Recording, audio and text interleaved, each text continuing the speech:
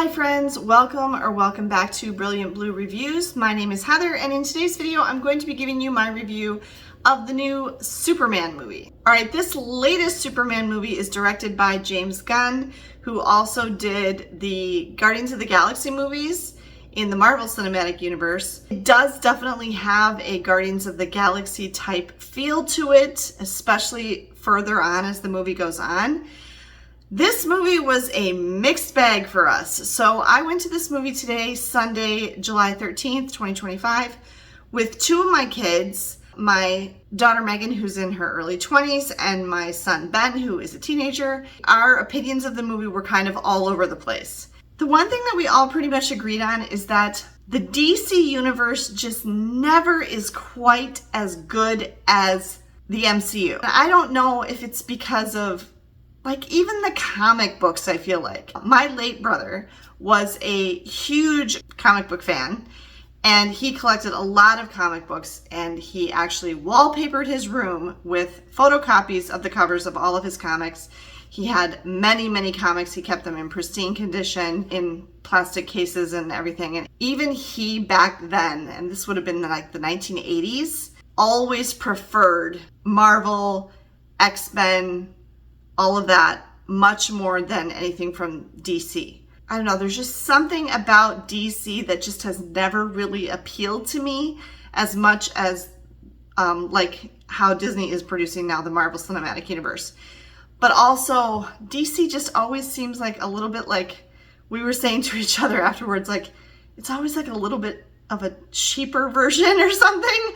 I don't know. So it just never quite hits me right. I don't know. It just doesn't seem quite up to the same standard, I guess. Somehow we felt that way about the Wonder Woman movies too. I mean, there's some really good Batman movies. I like the Batmans with Michael Keaton a lot. I liked the one with Val Kilmer a lot. Did not like the ones after that in that whole thing. I love the Batmans with Christian Bale. So Batman would probably be the best of the bunch in DC, but like everything else is just kind of like eh. So we kind of went into it with that mindset, and we still felt that way coming out of this. I am a child of the 70s.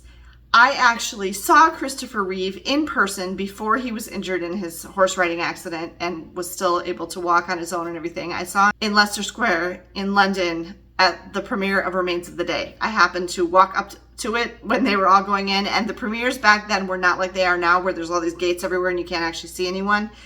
Literally, I could just walk right up to the red carpet and everybody was walking in right there. So I'm a big fan of Christopher Reeve as kind of the original Superman. I also greatly preferred Gene Hackman as Lex Luthor in those Superman movies with Christopher Reeve, much more than Nicholas Hoult in this one. I did not like Nicholas Hoult as Lex Luthor in this movie at all. I kind of probably am subconsciously a little bit comparing this movie to, Superman, the first one with Christopher Reeve and Gene Hackman back in the day. I also have, I've seen them all. Megan has watched all of Smallville.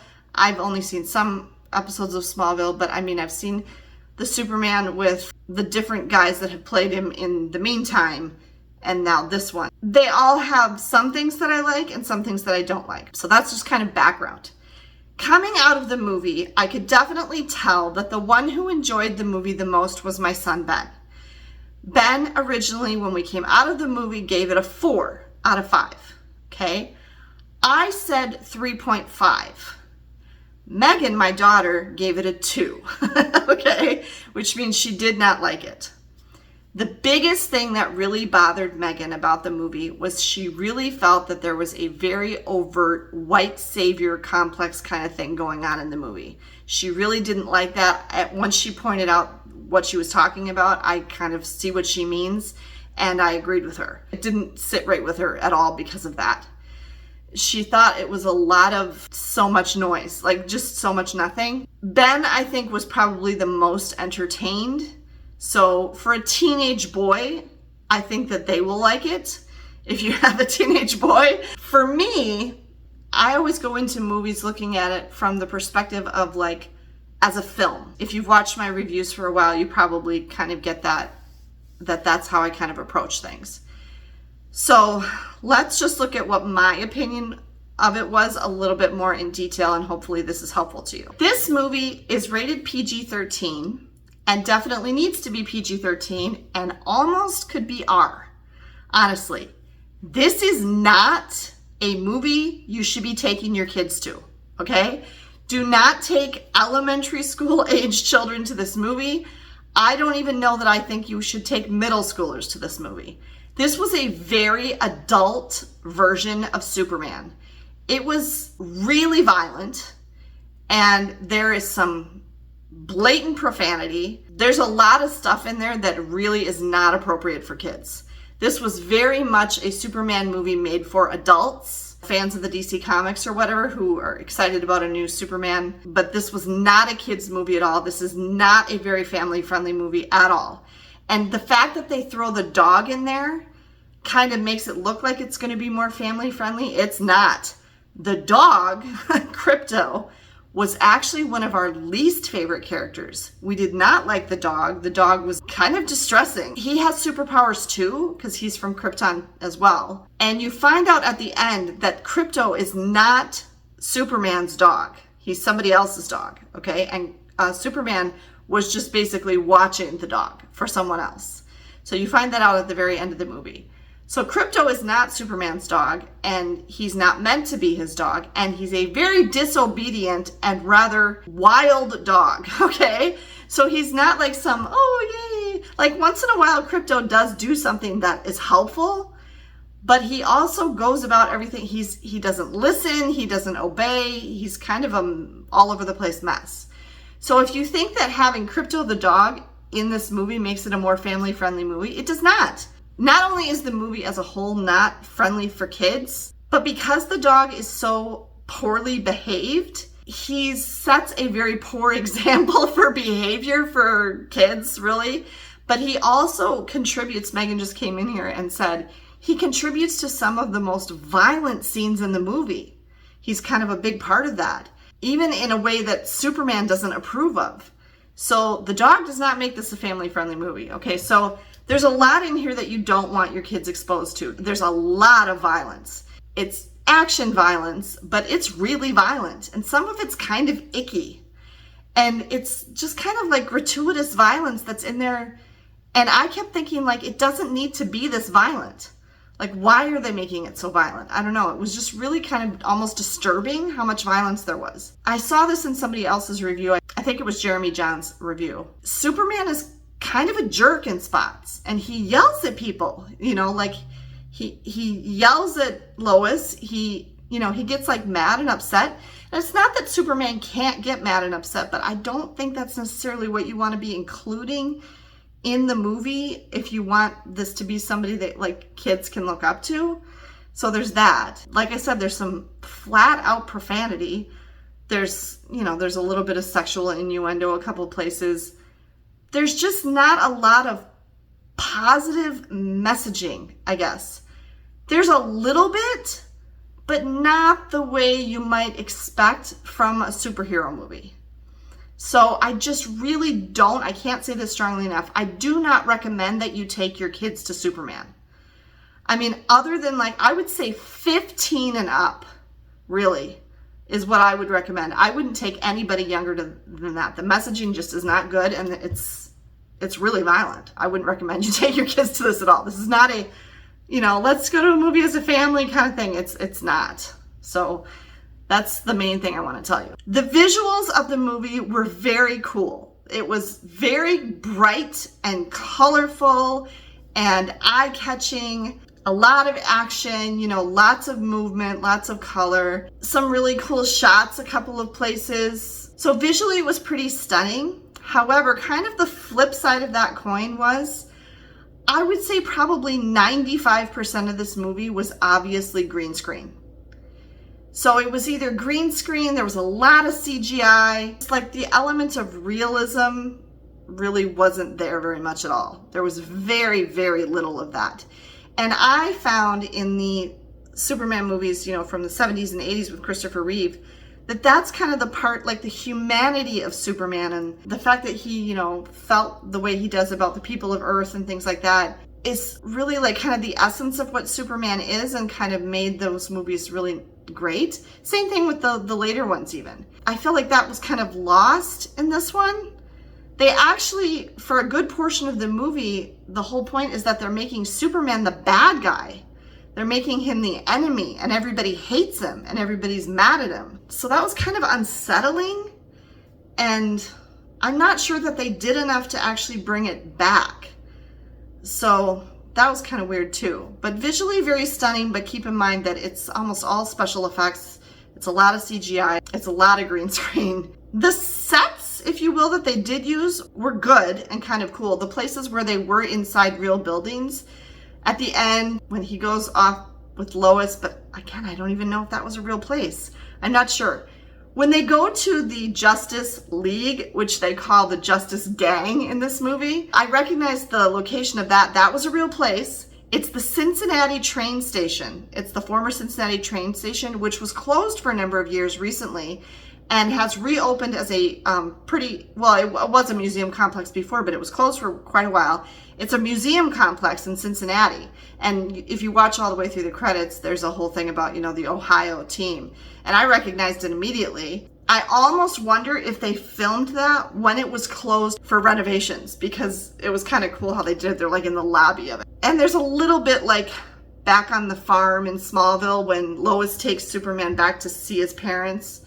That was kind of like, realistic. There's cows and farmland and stuff. But I mean, other than that, it's just so much green screen. I'll tell you who I really liked.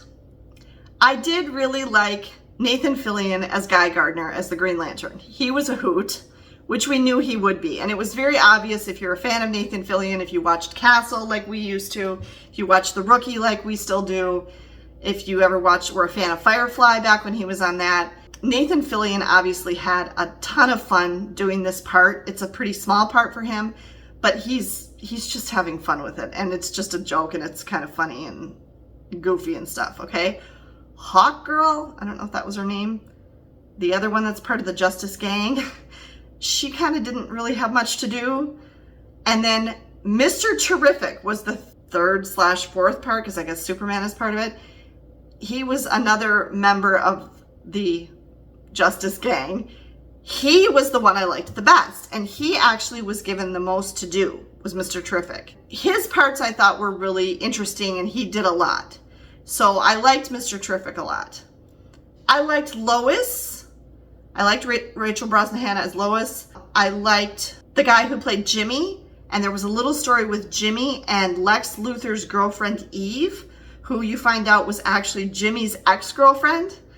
And she actually has a pretty important role to play in this movie. And so that was kind of interesting and fun. I did like David Corenswet as Superman. I thought he did a really, really good job. I liked her as Lois Lane.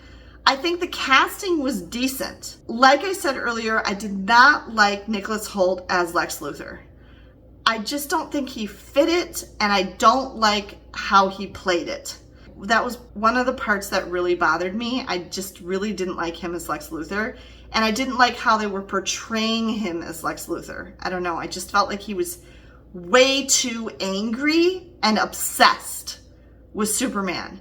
And I just think that the way that Gene Hackman played it back in the day was so much better and so much funnier and more relatable and hilarious and all of that. So there is a lot of humor in this film. James Gunn throws in lots and lots of humor. There's lots of laugh out loud moments. We were laughing quite a lot. There's a lot of humor and sarcasm and funny moments in the film. So it is kind of a light, entertaining feel overall. It's not dark. It's not, it's not like The Dark Knight. It's not all dreary and rainy and, like Batman and stuff. It's not Batman v Superman. It doesn't have that mood at all. It has more of the lighter, more entertaining feel of the original Superman movies with Christopher Reeve, taken even almost a step further. It's almost even funnier than that, like intentionally funny and goofy and honestly kind of ridiculous. It's really kind of ridiculous. It's so far-fetched and silly and out there, and it's not down to earth at all. It's really wild. Kind of the overarching thing was that this was Superman in the modern day, in the day of modern media. and specifically social media. So they're showing you what it would be like if we had a superhero like Superman in the world today, in the political climate that we have, and with the information overload that we have from constant news and everybody being on social media. So that was a really interesting element to explore, because we haven't seen a ton of that. I mean, like, yeah, there was a little bit at the end of Thunderbolts here with the MCU and stuff, like, you know, how does that come into play? But that was kind of interesting to think about and to see. I definitely wouldn't want to watch it again, just because I thought there was just so much violence, and the violence was so unnecessary. It was enjoyable enough, but there were a number of places in the movie where all of us even were going like, you know, like, do we need it to be like this icky? Do we need it to be like that? You know, it just felt really unnecessary. That was really kind of an unappealing aspect of the film. And again, I just can't stress enough, this was not a family movie. This was not family friendly. It's hard to find the positive messages. It's got messages in there, but if you're not an adult and you're not pretty savvy on what's going on in the world and stuff like that, it's hard to see the messages. I don't recommend it for families, and I don't recommend it for kids. This is definitely a very adult version of Superman. And like I said, our ratings for it really ranged. Beckon gave it a 2, I gave it a 3.5, Ben gave it a 4. And then he kind of even backpedaled and said 3.5. So somewhere between, you know, 2.75 or whatever, you know, is kind of what we thought of it. So that's our review of Superman, directed by James Gunn. If you've seen it, tell me down in the comments, what did you think of it? Do you agree or disagree with anything that I said here in this review? Let me know your thoughts. Thanks for taking the time to watch this video. I hope that it was helpful to you in at least some regard. If it was, please be sure to give me a thumbs up down below, and make sure that you subscribe to the channel so that you don't miss any of my upcoming movie reviews.